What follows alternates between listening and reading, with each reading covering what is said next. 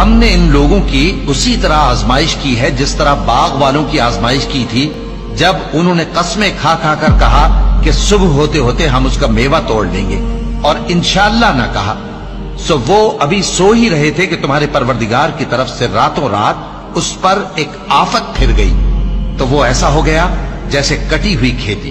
پھر جب صبح ہوئی تو وہ لوگ ایک دوسرے کو پکارنے لگے کہ اگر تم کو کاٹنا ہے تو اپنی کھیتی پر سویرے ہی جا پہنچو۔ سو وہ چل پڑے اور آپس میں چپکے کہتے جاتے تھے کہ آج وہاں تمہارے پاس کوئی فقیر نہ آنے پائے، اور کوشش کے ساتھ سویرے ہی جا پہنچے، گویا پیداوار پر قادر ہیں۔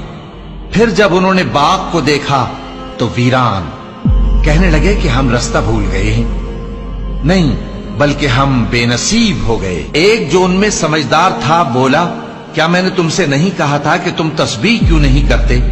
دوسرے کہنے لگے کہ ہمارا پروردگار پاک ہے، بے شک ہم ہی قصوروار تھے۔